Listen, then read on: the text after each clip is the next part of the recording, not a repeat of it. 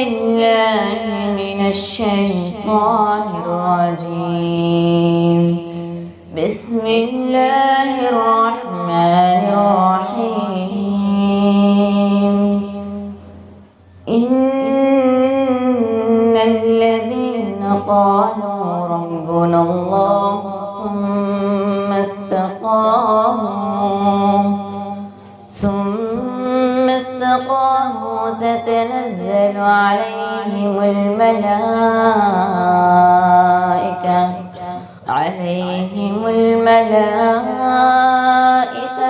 ألا تخافوا ولا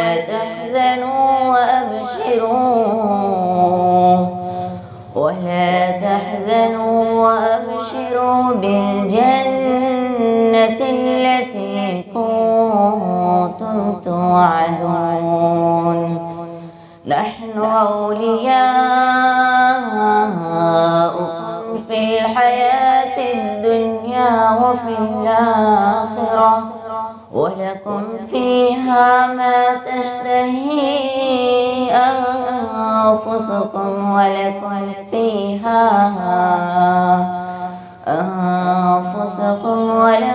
فيها ما تدعون. نزلا من غفور رحيم. ومن أحسن قولا ممن دعا إلى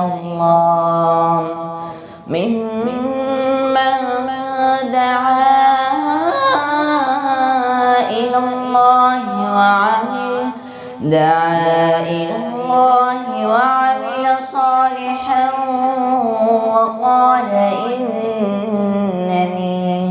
وقال إنني من المسلمين.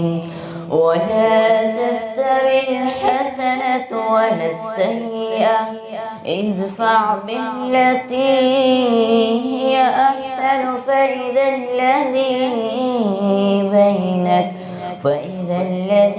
بينك وبينه عداوة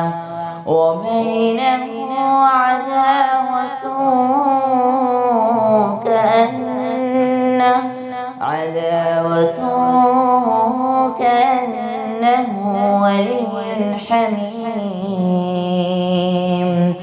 وما يلقاها إلا الذين صبروا، وما يلقاها إلا ذو حظ عظيم. وإما ينزغنك من الشيطان نزغ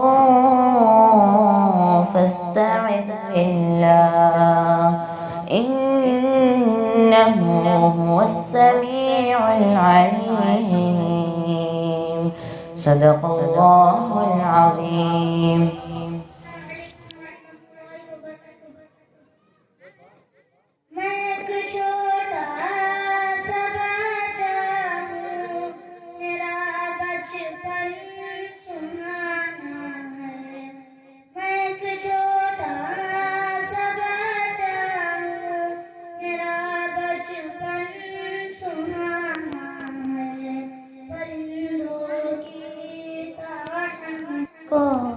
अभी तो चाहे चाहना है तुमसे इल्तिजा मेरी, माँ मदरसा मुझको जाने दो।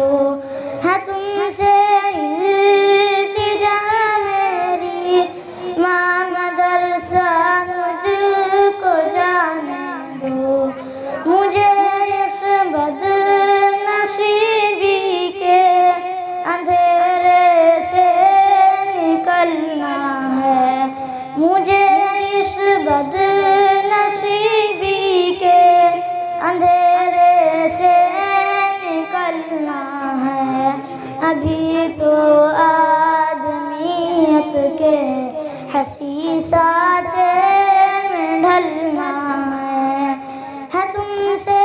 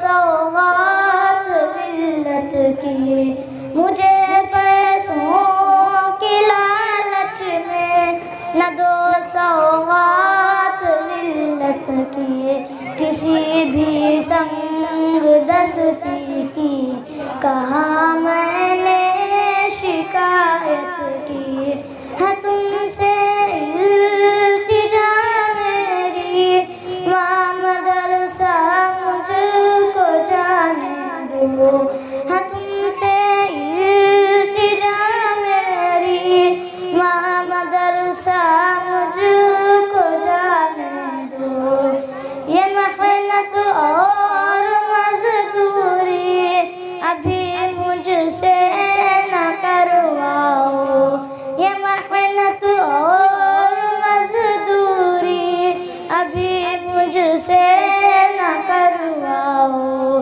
مشینوں کارخانوں سے میرا رشتہ نہ جوڑو تم، مشینوں کارخانوں سے میرا رشتہ نہ جوڑو تم، میں ایک نازک سا شیشہ ہوں، نہ اس شیشے کو توڑو تم، ہے تم سے التجا میری، ماں مدرسہ مجھ کو جانے دو، ہے تم سے التجا میری، ماں مدرسہ مجھ کو جانے دو، کہاں انعام کی خواہش نہ تحفہ چاہیے مجھ کو، کہاں انعام کی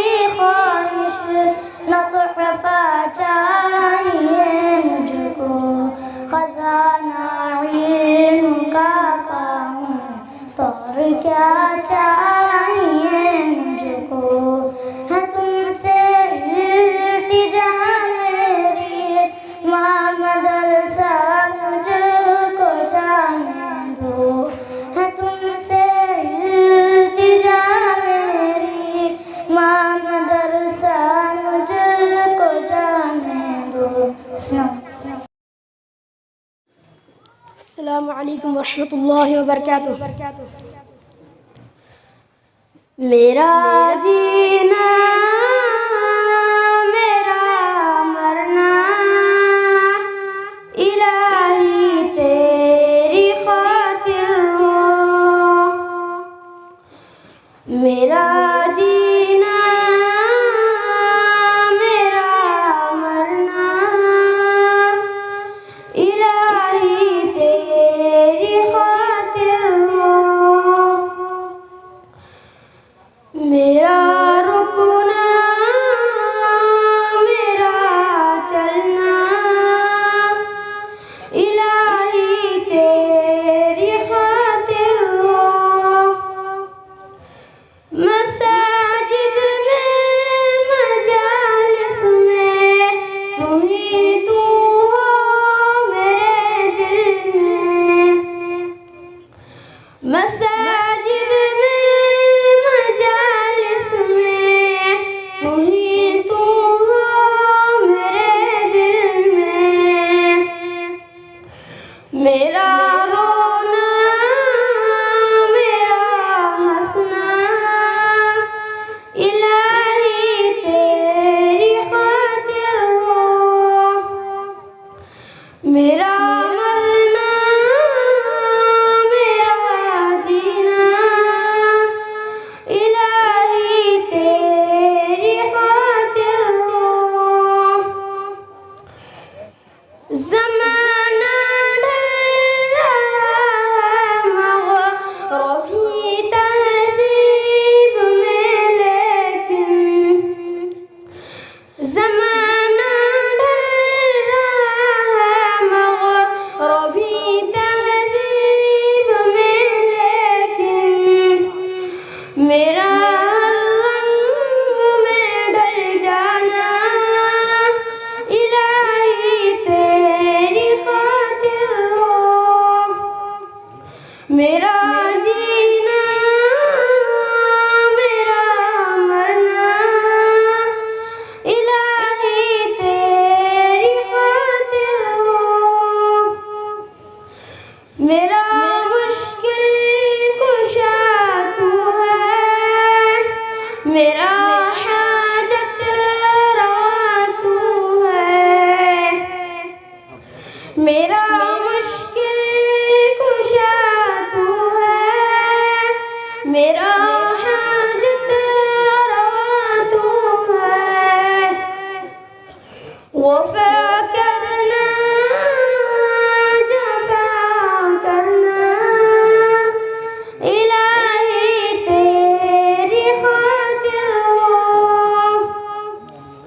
میرا جینا میرا مرنا الہی تیری خاطر ہو۔ السلام علیکم اللہ وبرکاتہ۔ دربار رسالت کی کیسی وہ گھڑی ہوگی، دربار رسالت کی کیسی وہ گھڑی ہوگی، حسان کے ہونٹوں پہ جب نعت نبی ہوگی، حسان کے ہونٹوں پہ جب نعت نبی ہوگی، بوبکر عمر عثمان علی ہوں گے، بوبکر عمر ہوں گے، عثمان علی ہوں گے، عثمان علی ہوں گے، حسنین کے نانا کی کیا بزم سجی ہوگی، حسنین کے نانا کی کیا بزم سجی ہوگی، آقا لیکن اصحاب ستارے ہیں، آقا لیکن اصحاب ستارے ہیں، اصحاب ستارے ہیں، اس چاند کی ہر جانب تاروں کی لڑی ہوگی، اس چاند کی ہر جانب تاروں کی لڑی ہوگی، دربار رسالت کی کیسی وہ گھڑی ہوگی، حسان کے ہونٹوں پہ جب نعت نبی ہوگی،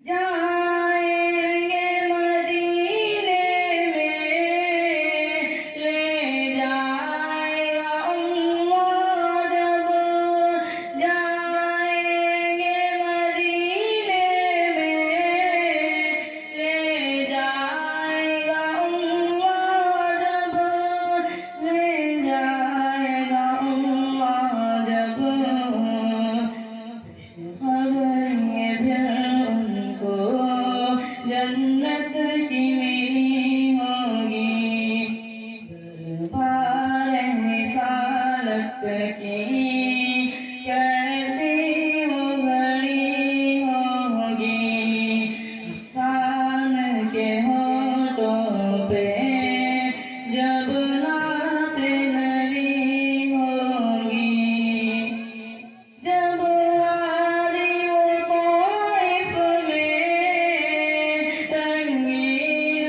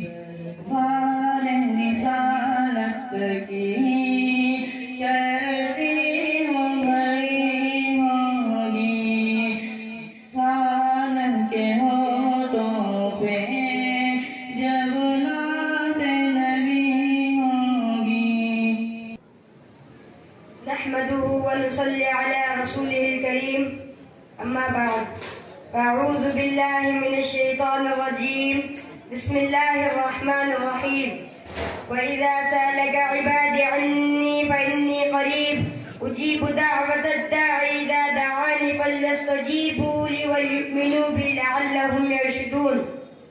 محترم سامعین اکرام، یوں تو اللہ کی رحمت کے خزانے ہر وقت ہر آن کھلے ہوئے ہیں، لیکن انسان کے اندر بندگی کا احساس اور مانگنے کا سلیقہ ہو تو مالک بے نیاز ہر وقت اپنے بندوں کی دعائیں سنتا اور ان کی مرادیں پوری کرتا ہے. چنانچہ قرآن کریم میں ارشاد ہے کہ وَإِذَا سَأَلَكَ عِبَادِي عَنِّي فَإِنِّي قَرِيبٌ أُجِيبُ دَعْوَةَ الدَّاعِ إِذَا دَعَانِ فَلْيَسْتَجِيبُوا لِي وَلْيُؤْمِنُوا بِي لَعَلَّهُمْ يَرْشُدُونَ. اور جب میرے بندے تم سے میرے بارے میں پوچھے تو انہیں بتا دو کہ میں ان کے قریب ہوں، اور جب کوئی پکارنے والا مجھے پکارتا ہے تو میں اس کی دعا قبول کرتا ہوں. لہذا انہیں چاہیے کہ مجھ سے مانگا کرے اور مجھ پر ایمان رکھے تاکہ انہیں ہدایت حاصل ہو. لیکن شب و روز کے اس نظام میں بعض گھڑیاں ایسی آتی ہیں جن میں اللہ تعالیٰ کا دریائے رحمت جوش میں ہوتا ہے، اور ان گھڑیوں میں دل کی لگن کے ساتھ جو کچھ مانگ لیا جائے اللہ تعالیٰ کی رحمت سے مل ہی جاتا ہے. حدیث میں ہے کہ بعض خاص اوقات میں اللہ تعالیٰ کی رحمت کی خصوصی ہوائیں چلتی ہیں اور ہر کس و نکس کے دامن مراد بھر دیتی ہے. رمضان المبارک کا مہینہ رحمت خدا بندی کی ان ہواؤں کا موسم بہار ہے. اس مہینے میں رحمت کی گھٹائیں جھوم جھوم کر برستی ہیں اور قدم قدم پر دعاؤں کی قبولیت کا اعلان کیا جاتا ہے. اس لیے یہ آنے والا مہینہ دعاؤں کی قبولیت کا مہینہ ہے. اس سے فائدہ اٹھانے کا بہترین طریقہ یہ ہے کہ ہم اس میں دعائیں کی کثرت رکھیں اور اللہ تعالیٰ سے اپنے حاجتیں اور مرادیں مانگتا رہے. معجم طبرانی میں حضرت عبادہ بن صامت رضی اللہ تعالی عنہ سے روایت ہے کہ ایک مرتبہ ماہ رمضان کے آغاز میں حضرت صلی اللہ علیہ وسلم نے فرمایا کہ اللہ تعالیٰ اس مہینے میں تمہارے طرف بطور خاص متوجہ ہوتے ہیں اور اپنی خصوصی رحمت نازل فرماتے ہیں، خطاؤں کو معاف کرتے ہیں، دعائیں قبول فرماتے ہیں، نیکیوں میں تمہاری مسابقت کے جذبے کو دیکھتے ہیں اور فرشتوں کے سامنے تم پر فخر کرتے ہیں. بد نصیب ہے وہ شخص جو رمضان کے مہینے میں بھی اللہ تعالیٰ کی رحمت سے محروم رہ جائے. اور ایک حدیث میں حضرت عبداللہ بن مسعود رضی اللہ تعالی عنہ حضرت صلی اللہ علیہ وسلم کا یہ ارشاد نقل کرتے ہیں کہ رمضان کی ہر دن اور رات میں اللہ تعالیٰ کے یہاں سے جہنم کے قیدی رہا کیے جاتے ہیں، اور رمضان کی ہر شب بروز میں ہر مسلمان کی ایک دعا ضرور قبول ہوتی ہے. پھر رمضان المبارک کے مہینے میں بھی بعض خاص اوقات میں قبولیت دعا کے لیے خاص تاثر رکھتے ہیں. سب سے پہلے تو وہ دعا جو روزے کی حالت میں مانگی جائے، حدیث میں اس کی قبولیت کا وعدہ کیا گیا ہے. حضرت صلی اللہ علیہ وسلم نے فرمایا کہ 3 آدمیوں کی دعا رد نہیں ہوتی. پہلے روزے دار کی دعا افطار کے وقت تک، دوسرے عادل حکمران کی دعا، اور تیسرے مظلوم شخص کی دعا جس کو اللہ تعالیٰ بادلوں سے اوپر اٹھا لیتے ہیں اور اس کے لیے آسمان کے دروازے کھول دیے جاتے ہیں اور پروردگار کی طرف سے ارشاد ہوتا ہے کہ میں تیری ضرور مدد کروں گا خواہ کسی مصلحت سے دیر ہو جائے. چنانچہ صحابہ اکرام اور بزرگان دین کا معمول رہا ہے کہ وہ افطار کے وقت کوئی مختصر ہی صحیح مگر جامع دعا مانگنے کا اہتمام فرماتے تھے. میرے بھائیوں، ماہ رمضان کا ایک ایک لمحہ بڑا ہی بابرکت ہے. اس سے فائدہ اٹھانے کا بہترین طریقہ یہ ہے کہ ہم اس میں دعائیں کی کثرت رکھیں. حضرت عبداللہ بن مسعود رضی اللہ تعالی عنہ سرکار عالم صلی اللہ علیہ وسلم سے روایت کرتے ہیں کہ رمضان کی ہر رات میں اللہ تعالیٰ کی طرف سے ایک منادی پکارتا ہے کہ اے خیر کے طلبگار سامنے آ اور اے برائی کے طلبگار پیچھے ہٹ. اس کے بعد وہ فرشتہ آواز لگاتا ہے کہ ہے کوئی مغفرت چاہنے والا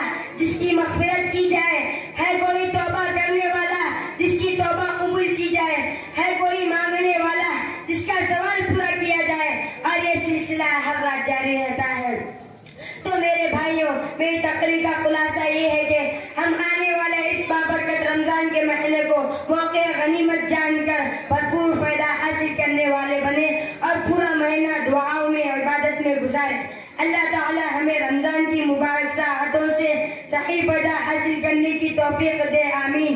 وآخر دعوانا الحمدللہ رب العالمین۔ الحمد لله وكفى وسلام على عباده الذين اصطفى أما بعد فأعوذ بالله من الشيطان الرجيم بسم الله الرحمن الرحيم فلا تقل لهما أف ولا تنهرهما وقل لهما قولا كريما وقال النبي صلى الله عليه وسلم الجنة تحت أقدام الأمهات صدق اللہ ورسولہ النبی الکریم۔ پیارے دوستو، آج کی اس مبارک مجلس میں میری تقریر کا عنوان والدین کا مقام ہے۔ اللہ پاک مجھے اخلاص کے ساتھ بولنے اور ہم سب کو اس پر عمل کرنے کی توفیق عطا فرمائے۔ خداوند قدوس نے کلام پاک میں فرمایا کہ اپنے والدین کو اف تک مت کہو، نہ ان سے جھڑکو اور انہیں نرمی کے ساتھ بات کرو۔ حدیث میں نبی پاک صلی اللہ علیہ وسلم فرماتے ہیں جنت ماں کے قدموں میں ہے۔ ایک مرتبہ سرکار دو جہاں صلی اللہ علیہ وسلم سے سوال کیا گیا ما حق الوالدین علی ولدی یا رسول اللہ، اولاد کے اوپر ماں باپ کا کیا حق ہے؟ آپ نے فرمایا ہما جنتک و نار، وہ دونوں تیری جنت اور دوزخ ہے، یعنی اگر تم نے ان کی اطاعت اور فرما برداری کی تو جنت میں جاؤ گے، اور اگر تم نے ان کی نافرمانی کی، ان کو ستایا تو جہنم تمہارا ٹھکانہ ہوگا۔ حدیث میں آتا ہے اگر کوئی نیک اولاد اپنے والدین کی طرف پیار و محبت کی نظر سے دیکھے، اللہ پاک ایک مرتبہ دیکھنے پر حج مقبول کا ثواب فرماتا ہے۔ صحابہ نے عرض کیا اگرچہ ایک دن میں 100 مرتبہ دیکھے؟ شاہ جہاں صلی اللہ علیہ وسلم نے فرمایا جی ہاں، خوش نصیب ہے وہ شخص جس کے والدین زندہ ہیں اور وہ ان کو پیار و محبت کی نظر سے دیکھتے ہیں اور حج مقبول کا ثواب کماتے ہیں۔ محترم حضرات، آج کے دور میں والدین کے ساتھ برا سلوک کیا جاتا ہے، ان کو ستایا جاتا ہے، ان کو مارا اور پیٹا جاتا ہے، ان کو ظلم کیا جاتا ہے۔ اسی پر بس نہیں بلکہ والدین کو قتل بھی کر دیا جاتا ہے۔ افسوس صد افسوس، والدین کے ساتھ ہمارا یہ معاملہ کتنا بھیانک اور بدترین جرم ہے۔ حدیث میں آتا ہے اللہ تبارک و تعالیٰ فرماتے ہیں جس شخص سے اس کے والدین راضی ہو میں بھی اس سے راضی ہوں۔ حدیث میں آتا ہے اگر والدین کی دعا اولاد کے حق میں قبول ہوتی ہے۔ حدیث میں آتا ہے والدین کی نافرمانی بہت بڑا گناہ ہے۔ حدیث میں آتا ہے اللہ تبارک و تعالیٰ فرماتے ہیں اللہ پاک کی رضامندی والدین کی رضامندی میں ہے اور اللہ پاک کی ناراضگی والدین کی ناراضگی میں ہے۔ حدیث میں آتا ہے والدین کا نافرمان شب برات جیسی اہم رات میں مغفرت اور رحمت سے محروم کر دیا جاتا ہے۔ حدیث میں آتا ہے جو شخص رزق کی فراوانی اور لمبی عمر کی تمنا رکھتا ہے اسے چاہیے کہ والدین کے ساتھ اچھا سلوک کرے۔ حدیث میں آتا ہے باپ جنت کے دروازوں میں سے ایک دروازہ ہے، اگر تم چاہو تو اس کی حفاظت کر لو اور اگر تم چاہو تو اس کو ظاہر کر دو۔ حدیث میں آتا ہے تمام فرشتوں میں سب سے اعلیٰ اونچا مقام رکھنے والے حضرت جبرائیل امین علیہ السلام بدعا فرماتے ہیں ہلاک اور برباد ہو جائے وہ انسان جس کے سامنے اس کے والدین یا ان میں سے کوئی بڑھاپے کی حالت میں ہو اور وہ ان کی خدمت کر کے اپنے آپ کو جنت کا مستحق نہ بنا لے۔ سید الانبیاء صلی اللہ علیہ وسلم نے اس بدعا پر آمین فرمایا۔ بزرگوں کا مقولہ ہے اگر علم چاہیے تو استاد کی خدمت کرو اور اگر دولت چاہیے تو ماں باپ کی خدمت کرو۔ حضرت اویس قرنی رضی اللہ تعالیٰ عنہ کو دیکھیے کہ ماں کی بیماری اور خدمت کی وجہ سے پوری زندگی آپ صلی اللہ علیہ وسلم کی خدمت میں حاضر نہ ہو سکے۔ ہمارے نبی صلی اللہ علیہ وسلم کو ان کی عادت اور طریقہ اتنا پسند آتا ہے، صحابہ کرام کے سامنے ان کی تعریف فرماتے ہیں اور نیز اپنے صحابہ سے فرماتے ہیں اگر تمہاری ان سے ملاقات ہو جائے تو استغفار کی دعا کرانا۔ میرے بھائیوں، عربی کا مقولہ ہے الانسان عبد الانسان، انسان احسان کا غلام ہے۔ والدین کے ہمارے اوپر اس قدر احسانات ہے کہ پوری زندگی ان کا بدلہ نہیں چکا سکتے۔ بچہ پیدا ہونے سے مسلسل 9 مہینے تک ماں حمل اٹھائے پھرتی ہے، اس کے چلنے پھرنے، سونے جاگنے، کھانے پینے، حتیٰ کہ ہر چیز کا نظام درہم برہم ہو جاتا ہے۔ نہ دوڑ سکتی ہے، نہ کود سکتی ہے، نہ من پسند کھانا کھا سکتی ہے، نہ میٹھی نیند سو سکتی ہے۔ جب بچے کی پیدائش کا وقت آتا ہے تو ماں کو درد کتنا تڑپاتا ہے، بھلا اس کا اندازہ ماں کے سوا کون لگا سکتا ہے؟ بھلا اس کا اندازہ ماں کے سوا کون لگا سکتا ہے؟ نہ جانے کتنی مائیں اس درد کو برداشت نہیں کر پاتی اور بچے کی خاطر اپنی جان تک قربان کر دیتی ہے۔ بچہ پیدا ہو تو ماں اس کو دودھ پلاتی ہے، اپنے سے جدا کبھی نہیں کرتی، الغرض بچہ بیمار ہو جائے تو رات بھر بیٹھ کر گزار دیتی ہے۔ اس کی قیمت ادا نہیں کی جا سکتی. ماں کی اس تکلیف کو زبان اور قلم دونوں بیان کرنے سے عاجز و قاصر ہے. وہ باپ جس نے بچے کی صورت تک نہیں دیکھی، خوشی کے بارے پھولا نہیں سماتا، بچہ پیدا ہونے سے پہلے اس کے اوڑھنے بچھونے کھانے پینے ہر چیز کا انتظام کرتا ہے، نرسوں اور ڈاکٹروں سے رابطے میں رہتا ہے، دن رات اخلاص کے ساتھ اللہ سے یہی دعا مانگتا ہے، اے اللہ ولادت کا معاملہ آسان فرما اور مجھے نیک صالح اولاد عطا فرما. اے نوجوانوں، والدین نے اپنی تمنا کا گلا گھوٹا، اپنی آرزوں کو دفن کیا، مگر تیری ساری حسرتیں پوری کی اور اپنے تمام جذبات کو قربان کیا، تیری بھرپور جوانی کا انتظار کرتے رہے. آج وہ اگر بڑھاپے کی حالت میں جل رہے ہیں اور تو جوان ہے، یاد رکھ بوڑھے والدین کی خدمت کر اور یہ جوانی کا نشہ تم سے بے وفا کر جائے گی، تیری کمر جھک جائے گی، تو لاٹھی ٹیکتا ہوا چلے گا، تو پریشان ہوگا، اس وقت تو سہارے کا محتاج ہوگا. اپنے بڑھاپے کا خیال کر اور والدین کے بڑھاپے کا سہارا بن. کہیں ایسا نہ ہو کہ ان کا دل ٹوٹ کر عرش عظمت کو ہلا دے اور تیرا یہ غرور خاتمہ مل جائے، در بدر کی ٹھوکریں کھاتا پھرے، دانے دانے کا محتاج بن جائے، مصیبتوں کا پہاڑ تم پر ٹوٹ پڑے، لوگ تمہارے دشمن بن جائیں، فرشتے تم پر لعنت کرنے لگے، خدا اور اس کا رسول تم سے ناراض ہو جائے، جہنم تمہارا ٹھکانہ بن جائے. دعا کیجئے اللہ پاک ہم سب کو اور پوری امت کو والدین کی خدمت کرنے کی توفیق عطا فرمائے. آمین ثم آمین. وآخر دعوانا الحمدللہ رب العالمین. ماشاءاللہ والدین کے سلسلے میں بہت ہی بہترین انداز میں تقریر فرما رہے ہیں. السلام علیکم ورحمۃ اللہ وبرکاتہ. خدا سے جنگ مت کرنا، مدارس بند مت کرنا، خدا سے جنگ مت کرنا، مدارس بند مت کرنا، خدا سے جنگ مت کرنا، مدارس بند مت کرنا، اذانوں کو اسیری کا کبھی پابند مت کرنا، اذانوں کو اسیری کا کبھی پابند مت کرنا، خدا سے جنگ مت کرنا، مدارس بند مت کرنا. وہ پہلا مدرسہ صفا جسے آقا بناتے ہیں، وہ پہلا مدرسہ صفا جسے آقا بناتے ہیں، صحابہ اس میں پڑھتے ہیں، میرے آقا پڑھاتے ہیں، صحابہ اس میں پڑھتے ہیں، میرے آقا پڑھاتے ہیں. خدا سے جنگ مت کرنا، مدارس بند مت کرنا. کہ پیدا ہوا اذان بھی سنائے مولوی، پیدا ہوا اذان بھی سنائے مولوی، نام تجھے بچے کا بتائے مولوی، کلمہ قرآن بھی سکھائے مولوی، شادی و نکاح بھی پڑھائے مولوی. پیدا ہوا اذان بھی سنائے مولوی، نام تجھے بچے کا بتائے مولوی، کلمہ قرآن بھی سکھائے مولوی، شادی و نکاح بھی پڑھائے مولوی، جنازہ بھی پڑھائے دفنائے مولوی، قبر تلک کام آئے مولوی. شرم بھی کچھ ہونی چاہیے بے شرم، شرم بھی کچھ ہونی چاہیے بے شرم، پھر بھی تم کرتے ہیں مولوی. خدا سے جنگ مت کرنا، مدارس بند مت کرنا، خدا سے جنگ مت کرنا، مدارس بند مت کرنا. یہاں اللہ کے قرآن کی تعلیم ہوتی ہے، یہاں اللہ کے قرآن کی تعلیم ہوتی ہے، محبت کی امن کی روشنی تقسیم ہوتی ہے، محبت کی امن کی روشنی تقسیم ہوتی ہے. خدا سے جنگ مت کرنا، مدارس بند مت کرنا. کہ قوم کو یہ بات بھی بتانی چاہیے، قوم کو یہ بات بھی بتانی چاہیے، جگہ جگہ جا کے سمجھانی چاہیے، جگہ جگہ جا کے سمجھانی چاہیے کتنی ضروری ہے پرانی تعلیم. قوم کے بھی سمجھ میں یہ آنی چاہیے.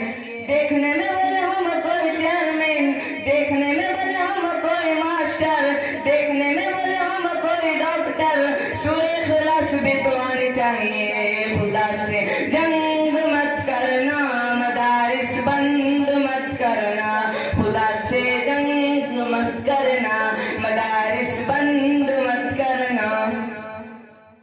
خدا خود اپنے قرآن کا ہر ایک لمحہ محافظ ہے، خدا خود اپنے قرآن کا ہر ایک لمحہ محافظ ہے، اس کا بھی محافظ ہے جو اس قرآن کا حافظ ہے۔ خدا سے جنگ مت کرنا، مدارس بند مت کرنا۔ السلام علیکم ورحمۃ اللہ وبرکاتہ۔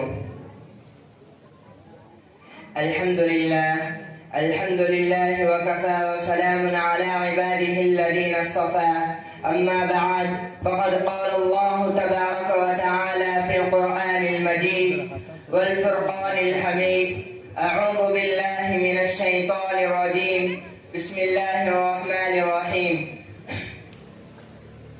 ذلك الكتاب لا ريب فيه هدى للمتقين، قال النبي صلى الله عليه وسلم: خیرکم ما تعلم القرآن وعلمہ۔ الہی رونق اسلام کے سامان پیدا کر، الہی رونق اسلام کے سامان پیدا کر، دلوں میں مومنوں کے الفت قرآن پیدا کر۔ صدر محترم، اسٹیج پر رونق افروز بزرگان دین، حاضرین جلسہ، آج کے اس مبارک اجلاس میں میرا موضوع سخن دنیا کی سب سے پاکیزہ اور مقدس کتاب قرآن پاک ہے۔ ہمیں چڑھتے سورج کی طرح یقین ہے کہ اس کا ایک ایک حرف سچا اور صادق ہے۔ وہ قرآن پاک جس کی زبان مقدس، بیان مقدس اور جو فصاحت و بلاغت کے ٹھاٹے مارتا سمندر ہے، جس کے متعلق رشاد ربانی ہے، وہ قرآن کتاب جس کے بارے میں شہنشاہ بطحہ جناب محمد رسول اللہ صلی اللہ علیہ وسلم نے یہ ارشاد فرمایا کہ تم میں سے سب سے بہتر وہ شخص ہے جو قرآن کو سیکھے اور سکھائے۔ دعا کیجئے کہ خداوند قدوس ہم سب کو قرآن پاک کی دولت سے مالا مال فرمائے۔ اے میرے نوجوان دوستوں، قرآن پاک رب ذوالجلال کی طرف سے عطا کردہ وہ حسین تحفہ ہے جس نے 23 برس کی قلیل مدت میں پورے عالم میں وہ انقلاب برپا کر دیا کہ بڑے سے بڑے فصحاء، بلغاء، ادباء، شعراء حیران گوشش کر رہ گئے، جس کی آیتوں کو سن کر پھٹر دل موم ہو گئے۔ دوستو، یہی وہ قرآن ہے جس کی برکت، یہی وہ قرآن ہے جس نے پسمردہ قلوب کو تازگی بخشی۔ ہاں یہی وہ قرآن ہے جس کی برکت سے جنات و شیاطین کا آسمانوں پر جانا بند ہوا۔ یہی وہ قرآن ہے جس نے رسول کی رسالت کو اعزاز بخشا۔ یہی وہ قرآن ہے جس کی بدولت محبوب حقیقی کی رضا نصیب ہوتی ہے۔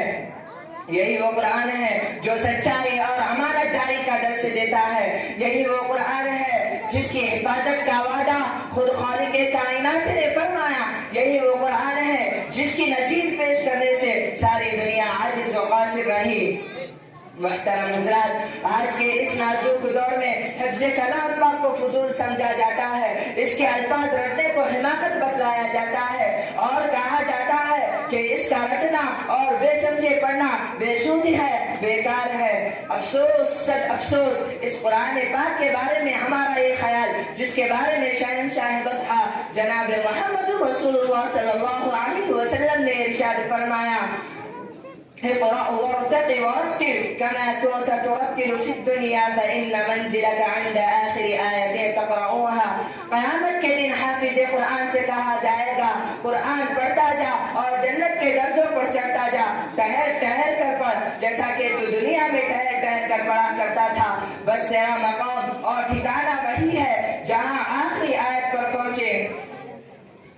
محترم حضرات، قیامت کا میدان ہوگا، ایسے 10 آدمی جن کے لیے جہنم واجب ہو چکی ہوگی، حافظ قرآن اپنی رب کی بارگاہ میں سفارش کرے گا اور پروردگار عالم اس کی سفارش قبول کرے گا اور ان کو اس حافظ قرآن کی برکت سے نجات عطا ہوگی۔ مسلمانوں، قرآن کریم و عظیم برکت اور سعادت ہے جو روح خدا بندی ہے، معدن حیات، سرچشمہ زندگی ہے۔ وہ عرب قوم جو پشتہ پشت سے مردہ چلی آ رہی تھی، دنیا جس کو ذلیل اور حقیر جانتی تھی، کوئی ان کو اونٹ کی مہنیوں میں کھیلنے والا سمجھتا، کوئی ان کو جوہلۂ عرب کا خطاب دیتا، کوئی ان کو جاہلان مکہ کہتا۔ لیکن جب قرآن آیا تو جن کا نام جوہلۂ عرب تھا صحابہ اکرام ہو گیا، جن کو نفرت سے یاد کیا جاتا تھا، ان کو رضی اللہ عنہم ورضوا عنہ کا اعزاز ملا۔ جس زمانے کا نام جاہلیت تھا اس کا نام خیر القرون ہو گیا۔ وہ مردہ قوم طاقت اور قوت سے ایسے لیس ہو گئی جس نے قیصر و کسریٰ کا غرور خاک میں ملا دیا، بڑی بڑی سلطنتوں اور حکومتوں کا تختہ الٹ دیا۔ محترم دوستو، قرآن آیا تو ہمیں سب کچھ ملا، مگر افسوس سچ افسوس کہ آج ہم نے قرآن پاک کے دامن مقدس کو ترک کر دیا اور آج ہم نے اسی پاکیزہ تعلیمات کو بھلا دیا، اور نتیجہ یہ ہوا کہ وہ مسلمان قوم جس کے سر پر عزت اور طاقت کا تاج تھا آج ذلت اور رسوائی کے غار میں جا گئی۔ وہ قوم کامیابی جس کے آگے بڑھ کر استقبال کرتی تھی آج ناکامیابی اس کا مقدر بن گئی۔ وہ قوم جس کی ایک آواز پر افریقہ کے جنگل میں رہنے والے خونخوار درندوں نے میدان خالی کر دیا، آج ایک چونٹی بھی اس کا حکم ماننے کو تیار نہیں۔ وہ قوم جو کبھی حکومت و سلطنت کا فریضہ انجام دیتی تھی آج غلامانہ زندگی بسر کر رہی ہے، وہ قوم جن پر کبھی تاریخ نازاں تھی آج ماتم کناں ہے۔ اے مسلمانوں، سمجھو اور ہوشیار ہو جاؤ، غفلت کا پردہ چاک کرو، قرآن پاک سے وابستہ ہو جاؤ، ورنہ یاد رکھو تاریخ ہمیں کبھی معاف نہیں کرے گی۔ محترم حضرات، اگر ہم ماضی کی طرح حال مستقبل کو روشن اور تابناک بنانا چاہتے ہیں تو قرآن پاک سے وابستہ ہونا ہوگا، اسے سینے سے لگانا ہوگا۔ اگر ہم چاہتے ہیں کہ دنیا کے ساتھ ہماری آخرت بھی سنور جائے تو اس کی تعلیمات پر عمل کرنا ہوگا۔ خدا نخواستہ آج ہم نے اپنے بچوں کو 2 پیسوں کی لالچ میں دینی تعلیمات سے دور رکھا اور ہماری نظر اخروی نعمتوں کے بجائے دنیا کی ان ڈگریوں پر رہی، تو یاد رکھو خدا کے یہاں جواب دینا ہوگا۔ اسی پر میں اپنی تقریر کو ختم کرتا ہوں۔ دعا کیجیے کہ اللہ رب العالمین مجھے اور آپ کو، تمام کائنات کے انسان عالم کو، تمام مسلمانوں کو قرآن سیکھنے اور سکھانے، اس پر عمل کرنے کی توفیق نصیب فرمائے۔ آمین ثم آمین، وما علینا الا البلاغ۔ ماشاءاللہ، بہت ہی اچھے انداز میں تقریر کر رہے تھے۔ اپنا انعام حاصل کرتے ہوئے جائیں۔ آپ